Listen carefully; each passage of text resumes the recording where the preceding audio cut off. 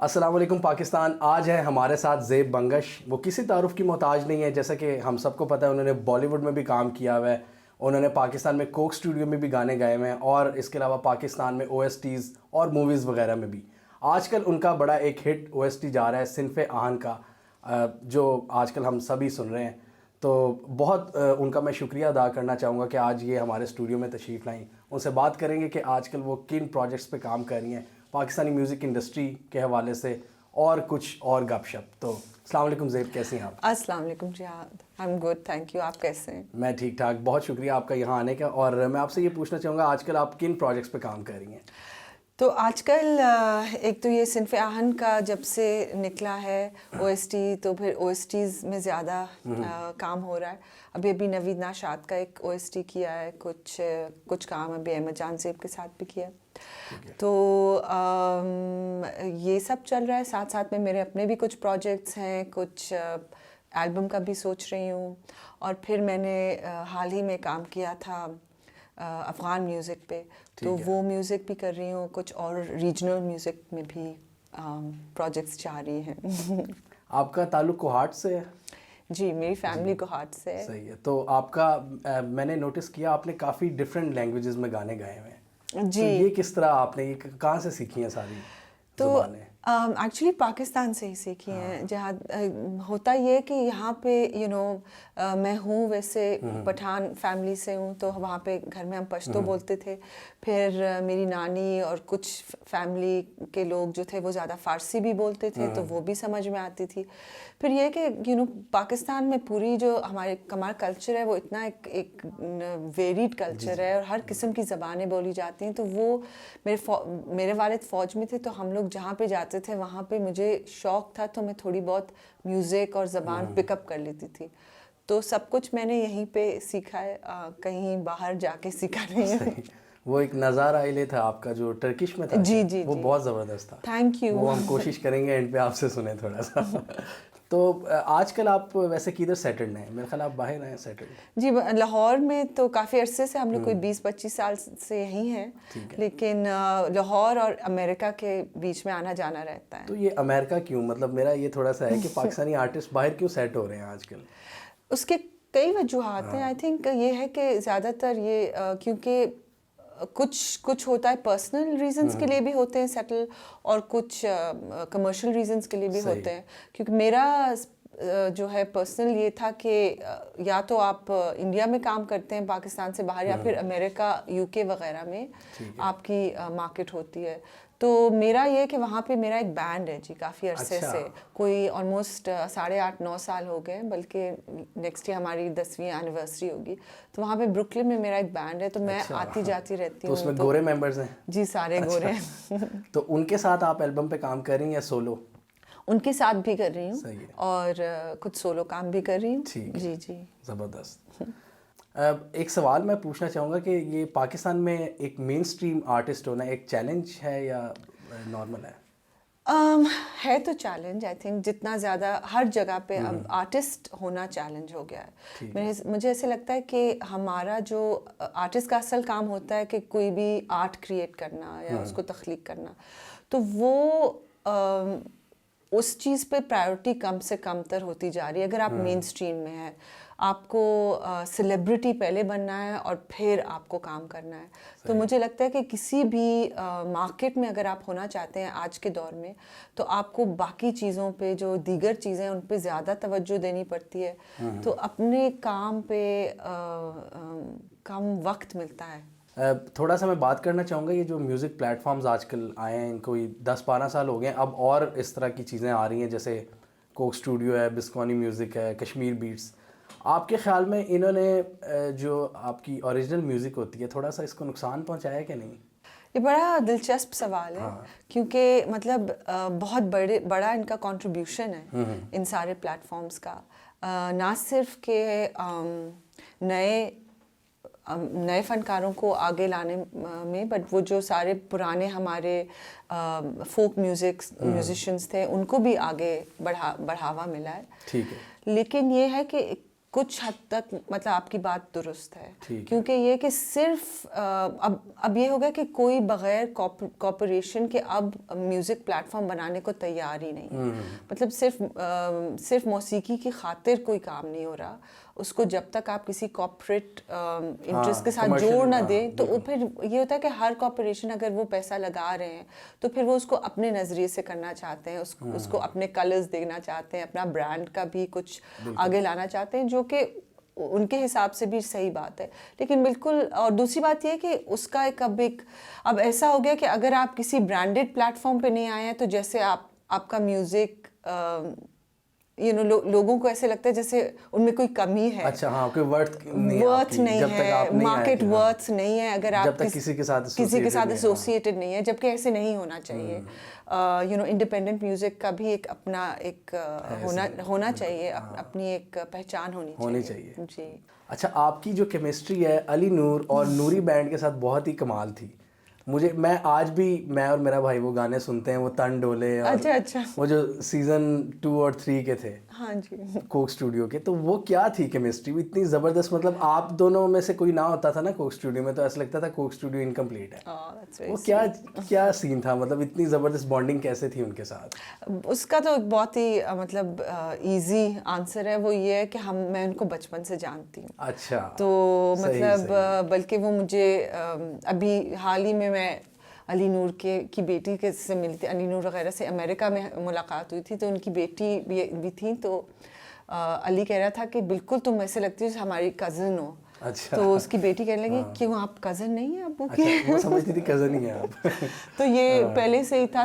तो यही होता है कि अगर आपका किसी के साथ बहुत कंफर्ट लेवल हो तो म्यूज़िक बनाने में भी आसानी होती है। दूसरी बात ये है कि जब हमजा अकेले गाने गा रहा था तब भी मुझे वो गाने याद थे, फिर जब वो नूरी के साथ बनाने लगे तब भी याद थे। और इन सारी चीज़ों से हट के असल बात ये कि मुझे उनका म्यूज़िक पसंद बहुत है। पसंद था, हाँ, उनकी राइटिंग और उनकी जो है म्यूज़िकल एस्थेटिक वो मुझे बहुत पसंद थी हमेशा से, बस किसी के साथ होता है। अच्छा, अभी आपने बात की ना कि म्यूज़िक बनाने वाली और उनका जो एक उनका बैकग्राउंड था जी, तो उनका आपने शायद उनसे भी मिली हो, रज़ा से जो इनके जी जी बिल्कुल, तो बहुत मेरी भी मुलाकात हुई। वो काफ़ी, आपको ऐसा लगता है कि पाकिस्तान में जितने भी कामयाब बैंड्स या म्यूजिशियंस रहे हैं उनके पीछे कोई थोड़ा सा कोई बैकग्राउंड भी होता था, इंटेलेक्चुअल बैकग्राउंड। जैसे आप वाइटल साइंस को देख लें, फिर आप देख लें नूरी को, और फिर स्ट्रिंग्स को उनके अनवर मकसूद वगैरह। जी जी, तो ये इसमें कितना मतलब ये डिफरेंस क्रिएट करती है ये चीज़? एब्सोल्युटली। मतलब ये होता है कि जब आप अपने फैमिली में या बैकग्राउंड में या आपके बड़े अगर ऐसे हो जो आपको गाइड कर सकें। देखिए, सीख पूछ तो हमेशा से हमारे उसमें है, कभी आपके पेरेंट्स के थ्रू होती है, वालिदैन के थ्रू होती है, या कभी आपके उस्तादों के थ्रू होती है।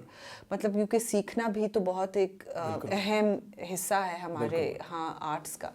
वो ये कि हम लोगों ने ज़्यादातर उस्तादों को और उनको तरजीह देना कम कर दिया मॉडर्न म्यूज़िक मेकिंग में, लेकिन वो भी आपको ऐसी ही चीज़ें दिखाते थे। वो सिर्फ आपको मतलब आपको सिर्फ गाना नहीं सिखाते, वो आपको इंटेलेक्चुअली भी मतलब शायरी की तरफ भी मतलब माइल करते हैं, ज़्यादा मतलब एक फिलोसॉफिकल आपका माइंड बनाते हैं। तो उससे बिल्कुल फ़र्क पड़ता है, क्योंकि आर्ट तो आपके अंदर से निकलता है, तो जितना आपके अंदर चल रहा होता है कॉम्प्लेक्सिटी वो ही बाहर निकलती है। सही।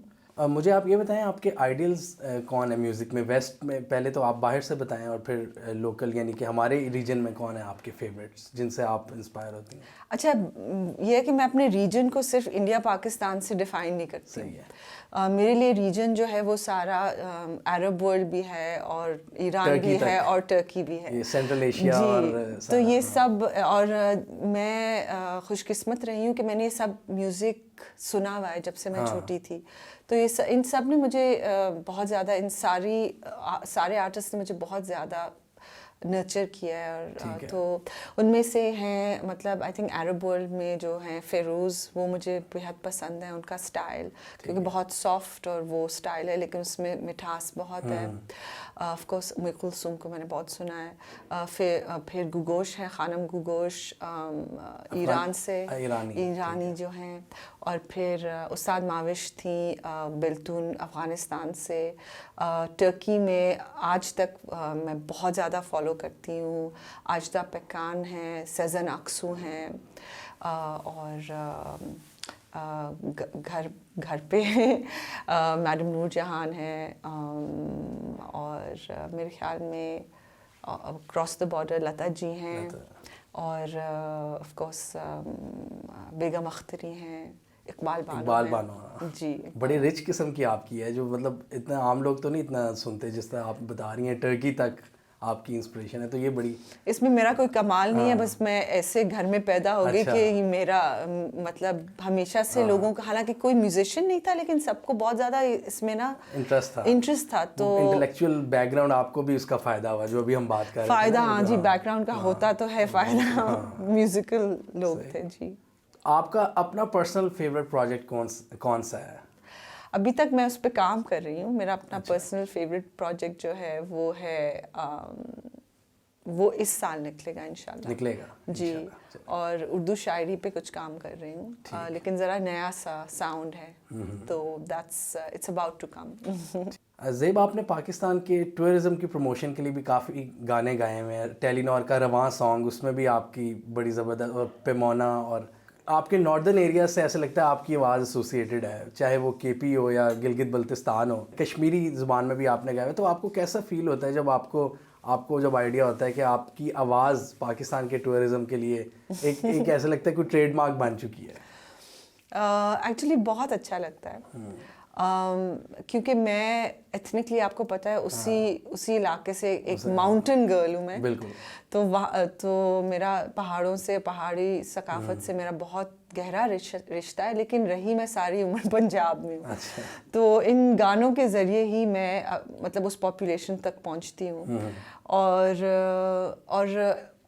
मतलब इंटरेस्टिंगली वैसे बहुत फ़र्क है इन कल्चर्स में, लेकिन जहाँ तक मौसीकी की बात आती है और एस्थेटिक की बात आती है, तमाम ये जो माउंटेन कल्चर्स होते हैं, इनमें एक मतलब एक कॉमनैलिटी आती है। मतलब टर्की तक जब आप देखते हैं ना, बाल्कन्स तक आप जाते हैं, तो कुछ ऐसे लगता है कि ये एक ही कोई खित्ता है, एक ही रीजन है। वो सोच एक ही है ना, एक ही सोच है। हाँ, पाकिस्तान भी तो दो सोचों में डिवाइडेड है ना। इंडस के राइट साइड पे हम ज़्यादा सब कॉन्टिनेंटल है जी, बिल्कुल, और इंडस के लेफ्ट पे हम वो फिर सेंट्रल एशियन है, अरबी, वो वाला फ्लेवर आ जाता है, बिल्कुल, और ईरानियन और ये वाला। तो वो, हाँ, तो उसमें बहुत ज़्यादा, तो और एक चीज़ इन लोगों के बारे में ये भी है कि आपने सुना होगा कि बहुत ज़्यादा मेहमान नवाज होते हैं। तो मैं जहाँ भी जाती हूँ, जहाँ भी wherever I work या wherever I travel, तो जहाँ भी मुझे कश्मीरी मिलते हैं या गिलगिती मिलते हैं या अफ़गानी मिलते हैं या केपी से लोग मिलते हैं या बलोच भी मिलते हैं, तो इन गानों की वजह से बहुत ज़्यादा मुझे प्यार मिलता है उनसे। और ज़्यादातर ये गिलगित बल्तिस्तान के अलावा ज़्यादातर ये एरियाज़ कंजर्वेटिव भी होते हैं। बिल्कुल। तो बहुत अच्छा लगता है कि वो मतलब जिस तरह से एक्सेप्ट कर रहे हैं मुझे एज अ वुमन, एंड बहुत रिस्पेक्ट देते हैं, बहुत वो देते हैं, तो बहुत अच्छा लगता है। तो बलोची भी आती है आपको? जी, बलोची आती नहीं है, उसमें मतलब गाना अभी तक नहीं आया वैसे। हाँ। तो इंटरेस्टिंगली मैं अपने अमेरिकन बैंड के साथ बलोची में बहुत गाने गाती हूँ। अच्छा, हमने सुना नहीं, मैं सुनना चाहेंगे। जी आपके पश्तो में सुने हैं, आपके टर्किश में सुने हैं, तो वो तो सारे ही सुने हुए हैं, तो अब देखेंगे कि किस तरह आता है। चलें फिर, वो अगर हम आए रहे, आप तैयार हैं ना? हाँ, सही है। ठीक है, वो नज़र आए हाँ, नज़र आ और कुछ गाना चाहेंगे? नहीं, आप जो आपको पसंद है वो ठीक है, यही सुनते हैं। ठीक है, चलें फिर, इतनी बात हो रही है इस रीजनल म्यूज़िक की, तो आप हमें, मैं रिक्वेस्ट करूंगा आप थोड़ा सा सुनाई दें वो नज़ार आए ले। चलें, ठीक है। आई थिंक आप एक वाहिद प्रोग्राम है जिन्होंने मुझे नज़ार ले रिक्वेस्ट किया है, so I am very excited to sing. हम तो आज भी सुन रहे, जब हम वीडियो एडिट कर रहे होते हैं तो आपके गाने पीछे चल रहे होते हैं, तो बड़ा मज़ा आता है सुनने का। Thank you. नज़ारे ले, नज़ारे ले, नज़ारे ले, नज़ारे ले, गलियानुमा फाज़ारे ले, गलियानुमा फाज़ारे ले,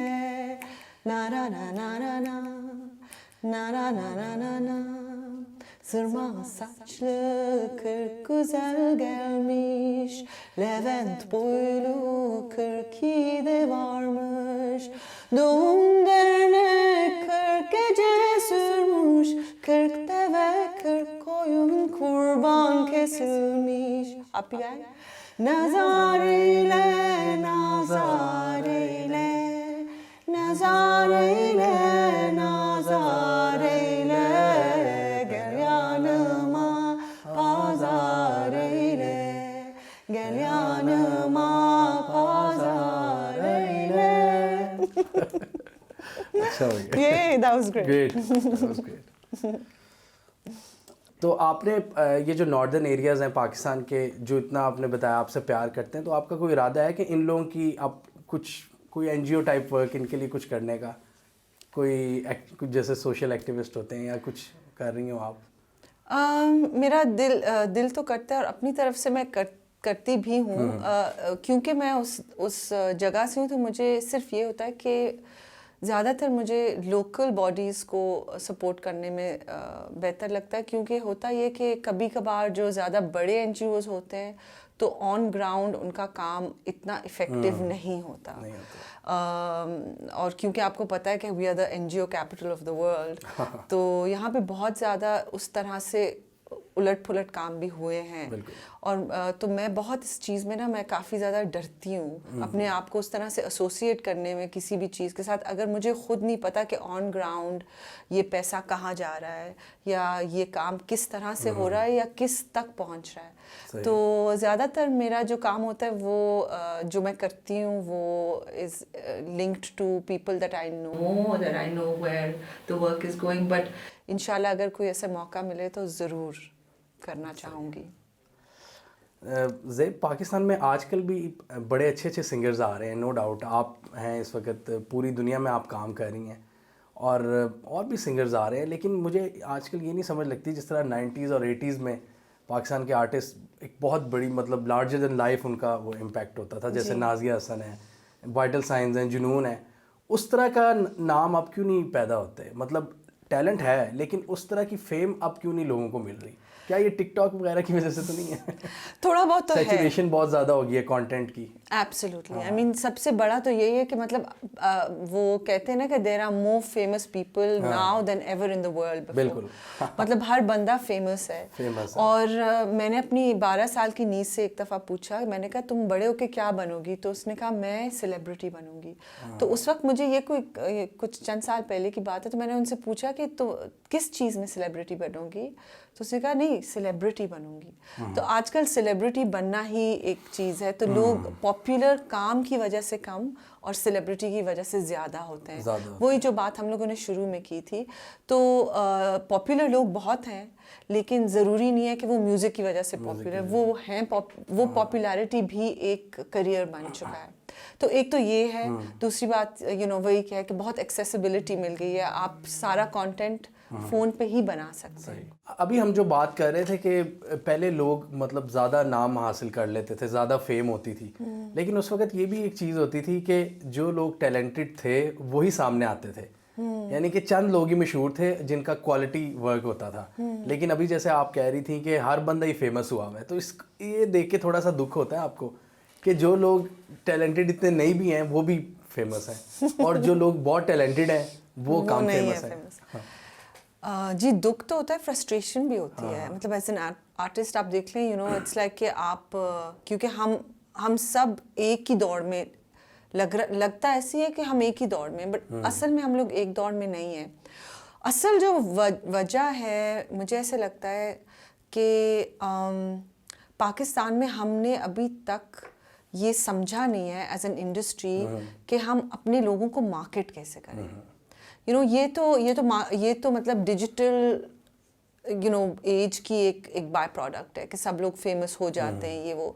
लेकिन अगर हम लोग अपने आर्ट्स को और कल्चर को और थॉट को और अपनी स्टोरीज़ को भी अगर हम देखें फिल्मों के ज़रिए या उसके ज़रिए, अगर हम अपना नज़रिया पेश करना चाहते हैं we'll have to think about ways जिसमें हम लोग अपने आर्टिस्ट को और अपने राइटर्स को किस तरह से एक हीरो बनाएं, बल्कि अपने स्पोर्ट्स पीपल को भी, मतलब हम कहीं और भी दुनिया में देख लें या पड़ोसी मुल्क में देख लें तो वो बाकी भी चीज़ चल रही है, लेकिन जिसमें जो काबिलियत है, जो सलाहियत है, उसकी बिना पे उसको शोहरत भी मिली जा रही है, और बहुत सी कंपनीज़ हैं जो उसको होन करते हैं, उसको और प्रमोट करते हैं। ये अभी तक ये इंडस्ट्री जो है कि मतलब अपने हीरोज़ कैसे बनाना है, मुझे लगता है हम हमेशा पीछे रह जाते हैं इस चीज़ में, बल्कि दूसरे हमारे हीरोज़ हमें बना के पेश करते हैं तो फिर हम उन्हें कबूल करते हैं। तो ये बात एक ये भी है। और आई थिंक पहले ये था कि इतने चैनल्स, मतलब हमारे पास एक ही तरीका था और हम लोग ज़्यादा शायद उस वक्त हुब्बुल वतनी भी ज़्यादा थी। एक पीटीवी था और उसका वो उस पे जो आता था वो ही था, तो वो हो सकता था, लेकिन उस वक्त एक ये भी था कि ये पाकिस्तानी चीज़ है, पाकिस्तानी चीज़ है। इस वक्त हम लोग, क्योंकि हम हर किस्म की चीज़ उसी वक्त कंज्यूम करते हैं, कहीं से भी हो, तो इसका हमें फ़ायदा भी हुआ है, क्योंकि हमें बहुत से लोग ओन करते हैं और हम भी बहुत से लोगों को ओन करते हैं। यानी थोड़ा सा आप कह सकते हैं कि थोड़ा ज़्यादा वसी हो गया, लाइक हम अब सिर्फ पाकिस्तानी आर्टिस्ट नहीं, हम रीजनल आर्टिस्ट हैं, या हम लोग, अगर आप इंस्टाग्राम पे है तो आपको कोई भी डिस्कवर कर सकता है और आप किसी को भी डिस्कवर कर सकते हैं। तो उस जोन में फिर आपको एक्चुअली ज़्यादा ज़रूरत है कि एट अ नेशनल लेवल आपकी कल्चरल मिनिस्ट्री है या आपकी जो भी है, कि वो हम लोग अपने लोगों को किस तरह से आगे वो करें, अपने हीरोज़ को किस तरह से प्रमोट करें। जी आपके ख्याल में पाकिस्तान की जो म्यूज़िक इंडस्ट्री है उसका क्या फ्यूचर है? क्या फ्यूचर देख रही हैं कि ये इसको बढ़ता हुआ देख रही हैं? बढ़ेगा तो ये बढ़ेगा, क्योंकि पाकिस्तान में म्यूज़िक बहुत, पता नहीं क्यों ऐसे है और क्यों ऐसे, मतलब क्यों इतना खूबसूरत है, लेकिन यहाँ पे जो है ना म्यूज़िक से लगाव बहुत है, भले उसकी कदर नहीं है। बिल्कुल, क्योंकि एक पास्ट है ना हमारा, इस रीजन में बड़े म्यूज़िक थी, मतलब यहाँ से ही तो सारे राग शुरू हुए थे, हमारे ही रीजन से। हाँ, रीजन भी है, फिर ये है कि मतलब जैसे ख्याल गायकी है, हज़रत अमीर खुसरो ने बहुत काम किया इस पे, तो मतलब ये सारे जो आप कह रहे हैं बहुत से रागों की तख्लीक ही मतलब हमारी सूफ़ी कल्चर के साथ मिल के हुई। फिर बहुत सी प्यारी प्यारी बातें बड़े सूफ़ी थिंकर्स की, स्पिरिचुअल लोगों की, वो रागों के साथ जुड़ी हुई हैं, सर्टन म्यूज़िक के साथ। कव्वाली है और उसके अलावा गज़ल फॉर्म है, बहुत सी चीज़ें हैं जो कि हमारे साथ जुड़ी हुई हैं। हमारा हर रीजन ख़ित्ते का फ़ोक अलग है और डेवलप्ड फ़ोक है। मतलब बाकी हम लोग एक्चुअली क्लासिकी मौसीकी जब कहते हैं तो वो एक अपनी एक सिन्फ है, लेकिन फ़ोक म्यूज़िक, देसी म्यूज़िक के भी अपने राग होते हैं। मतलब सिंधी राग अलग हैं, बलोची राग अलग हैं, हर जगह का अपना अंदाज़ है। तो ये सब है हम में। और सबसे जो खूबसूरत चीज़ पाकिस्तान में मुझे नज़र आती है वो है कि आवाज़ की और जो एक्सप्रेशन की एक ओरिजिनलिटी है। फ़िल्मी म्यूज़िक को ज़्यादा फ़रोग़, मतलब फ़िल्में बंद हो गई थी बीच में, तो उसकी वजह से बहुत ज़्यादा चीज़ें ख़राब भी हुई हैं। लेकिन एक चीज़ जिससे म्यूज़िक को फ़ायदा पड़ा है वो ये है कि सिर्फ फ़िल्म की आवाज़ यहाँ पे मशहूर नहीं है। जैसे इंडिया में आप कह सकते हैं, जैसे इंडिया में आप कह सकते हैं बॉलीवुड पे जो म्यूजिक बनेगा सिर्फ वही मशहूर होगा, वो ज्यादा मशहूर होगा। यहाँ पे इंडी आर्टिस्ट भी हैं और हाँ, और उसकी वजह से आपका हर किस्म का एक्सप्रेशन, हर किस्म की आवाज़ मशहूर है। क्योंकि वहाँ पे ख़वातीन की एक मखसूस आवाज़ है, या मर्दों की 2-3 किस्म की आवाज़ें हैं जिसके थ्रू आप मेन स्ट्रीम में आ सकते हैं। लेकिन यहाँ पे हर एक की अपनी एक पहचान है, तो ये एक बड़ी खूबसूरत चीज़ है। तो इसको देखते हुए आपके ख्याल में हमारे रीजन का जो सारा म्यूज़िकल जो जितना स्कोप है वो ज़्यादा, आप कह सकते हैं ज़्यादा डेप्थ में है अगर वेस्ट के साथ कंपेयर करें? क्योंकि मैं अक्सर देख रहा होता हूँ कि कुछ यूट्यूब पे कुछ होते हैं ना, जैसे रिएक्ट करते हैं म्यूज़िक पे, तो वो लोग हमारे सिंगर्स की राहत वगैरह की आवाज़ सुन के वो बहुत ज़्यादा शॉक हो जाते हैं, कहते हैं ये चीज़ हमारे यहाँ नहीं है जी। तो ये इसका थोड़ा सा बताएं आप, क्योंकि आपको ज़्यादा पता है, आपका म्यूज़िक से ताल्लुक़ है, कि इस यहाँ पे इतनी रिचनेस और वहाँ पे वो, मतलब यहाँ पे जो इतनी रिचनेस है वो कैसे है? मतलब यहाँ पे वही एक, उसकी कई वजूहत है। सबसे बड़ी बात है कि हमारा ट्रेडिशनल म्यूज़िक बहुत रिच है। मतलब हम लोगों, हमारी मौसीकी में मतलब अरबी म्यूज़िक भी है, तुर्की म्यूज़िक भी है, ईरानी राग भी है, यहाँ के जो अपनी साउथ एशियन म्यूज़िक है वो भी है। तो ये सब कुछ मिल के ऑब्वियसली बड़ा रिच एक म्यूज़िकल हमारा ट्रेडिशन है। प्रॉब्लम ये है कि हम लोग उस चीज़ की तरफ जा नहीं रहे हैं। हम लोग ज़्यादा फ्लैटन चीज़ें पसंद कर रहे हैं क्योंकि अगेन वो आजकल प्रमोशन की बात आ जाती है। मुझे जिस चीज़ अब मैं मतलब मेरा अमेरिका में बैंड है, लेकिन मैं अमेरिका के बैंड में जाके मतलब हिप हॉप या पॉप नहीं गाती हूँ क्योंकि उनको उससे कोई गर्ज नहीं है, क्योंकि वो वहाँ पे वो करने वाले हज़ारों हैं, लाखों हैं। तो मेरी पहचान बनती है जब मैं बाहर जाती हूँ या मैं वेस्ट में जाती हूँ, तो मेरी पहचान बनती है कि मैं क्लासिकी म्यूजिक या बलूची ट्यून्स गा सकती हूँ या वो लोग उन चीज़ों को देख के बहुत ज़्यादा चौंकते हैं क्योंकि असल में हमारी जो ये ट्रेडिशनल गायकी है उसमें जैसे आप कह रहे हैं बहुत बारीकी है, वो उनके पास नहीं है। तो हमारे पास भले चीज़ है लेकिन उसकी कदर नहीं है। कदर हमें बाहर से उसकी इम्पोर्टेंस का पता ही नहीं है कि कितनी रिचनेस है यहाँ और पता करने की कोई चाहत भी नहीं है, ख्वाहिश भी नहीं है और ना कोशिश, और किसी भी लेवल पे नहीं है, ना कोई इसके बारे में लिखता है, ना कोई मतलब पता नहीं कुछ अजीब सा। और पहले ऐसे नहीं था, ये पिछले कोई 10-15 साल में हुआ है। मैं खुद बड़ी इससे परेशान हूँ कि ये क्यों ऐसे हो रहा है कि किसी को मतलब लोगों को, आजकल के लोगों को एक्चुअली पता नहीं कि मेहदी हसन कौन है। बिल्कुल, मतलब हमारे ज़माने में की भी तो ये गायक नहीं, मतलब बेगम अख्तरी मेरी ज़माने की नहीं है, लेकिन हमें पता था, हमें पता था कि ये लोग गा के आए हैं। आजकल के मतलब यूथ को पता ही नहीं है। So अपनी चीज़ों को ओन करना नहीं चाह रहे लोग। लेकिन अगर आपने कोई आपकी पहचान इन्हीं से बनेगी, क्योंकि ऑब्वियसली आप खुद से कुछ बनाने की, तामीर करने की कोशिश करेंगे तो वो उसमें इतनी मजबूती नहीं होगी अगर आपकी फाउंडेशंस स्ट्रांग नहीं है। आजकल हम देख रहे हैं कि वही ना, यूथ उस तरह के गाने पसंद कर रही है, वो पंजाबी, वो बहुत ज़्यादा उनमें म्यूज़िक और वो रैप है, और सिर्फ आजकल वही चीज़ चल रही है। वो चाहे इंडिया के पंजाबी सिंगर्स हों, मतलब इसमें कोई मतलब कोई हेट नहीं है, no offence to Punjabi singers, लेकिन वैसे ये वो बहुत ज़्यादा धूम धड़का वो पसंद किया जा रहा है। ये बड़ी अजीब सी बात है। एक ट्रेंड बना हुआ है, आई थिंक, एंड अच्छा है, वो भी अच्छा है। मतलब आप पंजाब के उसमें एक शोखी है, इसकी सरजमीन में एक मतलब रंगीन मिजाज है और रंगीन सकाफत है, तो उसमें बनता भी अच्छा लगता है। ऑल्सो रैप के ज़रिए बहुत से लोग, मतलब हिस्टोरिकली भी ऐसे हुआ था क्योंकि आपको पता है अफ्रीकन अमेरिकन कम्युनिटी से निकला है, तो ये एक ऐसा ज़रिया है जिसके ज़रिए आप अपनी जो आपके सोशल नॉर्म्स हैं या वो है उनके बारे में बात कर सकते हैं खुल के। इस वजह से शायद लियारी में भी बच्चे रैप के ज़रिए अपनी एंग्स्ट निकालते हैं, अपनी जो भी उनको सोसाइटी में मसले हैं उसको मतलब वो करते हैं, उसका इजहार करते हैं।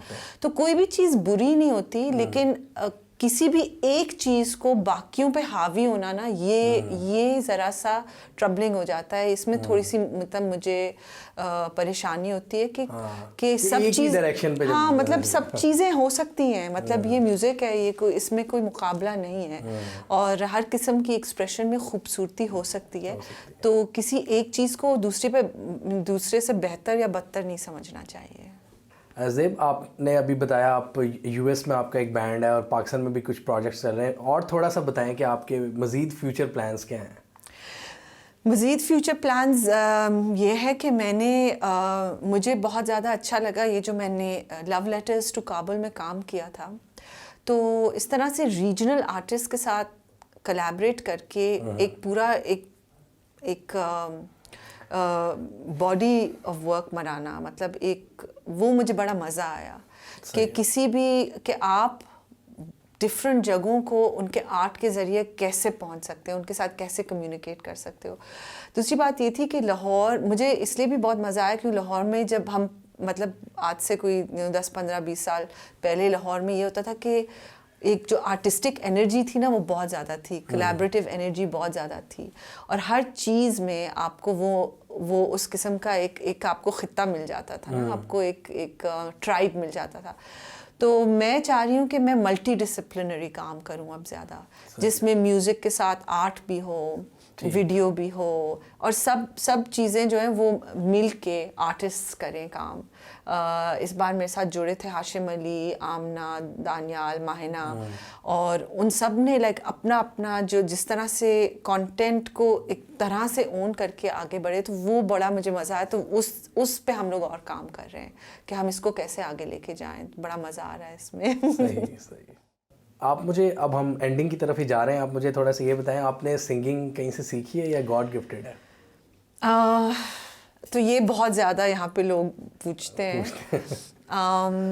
गॉड गिफ्टेड तो है, और एक गिफ्ट होता है गॉड का कि आपको आवाज़ मिलती है, और दूसरा गिफ्ट ये होता है कि आपको उस्ताद मिलता है।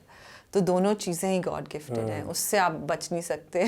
गिफ्ट तो सारा गॉड का है, लेकिन ये है कि मुझे अभी तक मतलब मुझे हमेशा से था कि मैंने क्लासिकल म्यूज़िक सीखना है। मुझे इतना कभी शौक़ नहीं था पॉप सिंगर बनने का, बल्कि मुझे हमेशा था कि मैं बैठ के तानपुरे के साथ कुछ गाऊं। तो जब लाहौर आई तो यहाँ पे ऑफ कोर्स बहुत ज़्यादा क्लासिकी मौसीकी, और यहाँ पे काफ़ी उस्ताद होते हैं। तो पहले मैंने थोड़ा बहुत उस्ताद मुबारक अली ख़ान से सीखा, लेकिन पिछले 10-12 सालों से जो मैं प्रॉपर शागिर्द बनी हूँ उस्ताद नसीरुद्दीन सामी साहब, वो जिनका मुंदरी है। जी, जिनका मुंदरी बहुत ही ज़बरदस्त है। वो बहुत ज़बरदस्त अली सेठी भी हैं जी, और फरहीन रज़ा जाफरी हैं, और ये हर सखियाँ हैं। तो बहुत उन्होंने बहुत शागिर्द पैदा किए हैं, और बहुत अच्छा एक्सपीरियंस रहा है। मतलब मैं यहाँ पे बिकॉज आई थिंक उस्तादों की कमी तो मैं नहीं कहूँगी, लेकिन वो ट्रेंड उस तरह से है नहीं सीखने का, जो कि बाकी मुल्कों में होता है म्यूज़िक का। और दूसरी बात यह है कि कभी कभी आप सीखने की कोशिश भी करते हैं, लेकिन आपको उस्ताद सिखाते नहीं हैं। तो उस वजह से बहुत से लोग मायूस होके, बहुत से स्टूडेंट्स मायूस होके कहते हैं कि चलो मैं जो करता हूँ मैं ख़ुद से करता हूँ। लेकिन मैं तो सबको ये कहूँगी कि आपके दिल में अगर इतनी सी भी थोड़ी सी भी ख्वाहिश है, तो आप ज़रूर अपने लिए कोई उस्ताद ढूंढें, क्योंकि उससे बहुत फ़र्क पड़ता है। उससे आपकी एक दो गाना है, लेकिन उसके साथ साथ अच्छा उस्ताद आपकी बहुत सी बाकी अंदरूनी चीज़ें भी संवार सकते हैं। तो उससे आपको गाइडेंस मिलती है। तो सीख तो मैं रही हूँ, एंड आई होप कि हमें मतलब ऑल माई लाइफ सीखती रहूँ। इंशाल्लाह। तो उस्ताद कल्चर बाहर भी है ये सिंगिंग में, टीचर्स का? एब्सोल्युटली जी, बाहर है। वहाँ तो प्रॉपर मेरे ख्याल वो यूनिवर्सिटीज़ और क्लासेस, कंजर्वेटरीज होती हैं, लेकिन ये है कि वहाँ पे उस्ताद कल्चर भी है, लेकिन वहाँ पे लर्निंग कल्चर है। अब जैसे मैं बहुत से थोड़ा एक पूरा सिस्टम बना हुआ है, और क्योंकि किसी भी चीज़ को अगर आप सीरियसली लेंगे, आर्ट्स को यहाँ पे सीरियसली लिया नहीं जाता ना, at a very basic level. तो इस वजह से आप कहते हैं कि चलो तुमने सीखा है, नहीं सीखा तुम कर लो, जिसमें एक अच्छी बात भी है कि आप मतलब आप अल्लाह का नाम लेके कर लेते हैं।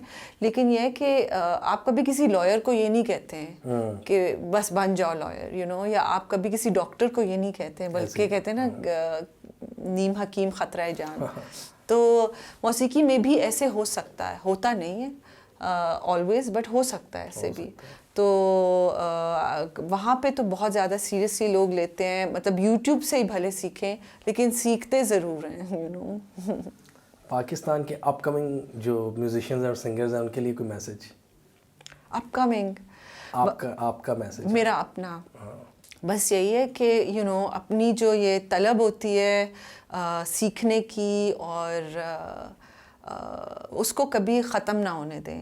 और मार्केट आपको अगर नहीं भी एक्सेप्ट कर रहा, या आपको वो चीज़ नहीं मिल रही कि आप आगे अपना काम कर सकें, तो उसको बंद ना करें, इसको जारी रखें। क्योंकि हर एक का वक्त, हर आर्टिस्ट पे अलग वक्त आता है। ज़रूरी नहीं है कि अगर आप 20 साल की उम्र में नहीं बन पाए तो आप, कुछ लोग 50 साल की उम्र में आते हैं, सामने नुमाया होते हैं। तो अपने नुमाया होने का इतना इंतज़ार ना करें, बस करते जाएं अपना काम। अच्छी एडवाइस है। एंड पे रिक्वेस्ट मैं यही करूँगा, एक दफ़ा फिर आप थोड़ा सा हमें कुछ गा के सुनाइए जो आपका कोई फेवरेट हो। अच्छा, मेरे ज़हन में एक आ रहा है वैसे, तन डोले आ रहा है। बहुत अच्छा, ठीक है। मैं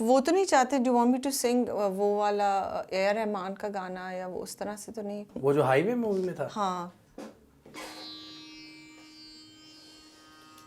म्यूजिक के साथ। म्यूजिक नहीं, ये उसके साथ। अच्छा वो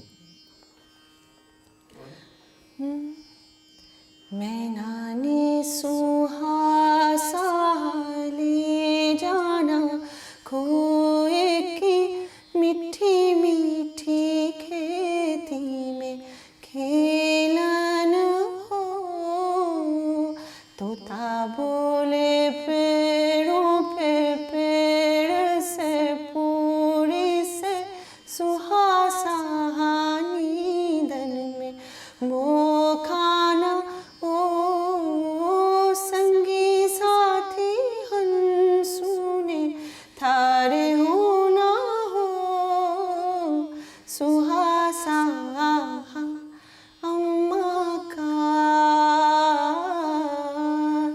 सुहा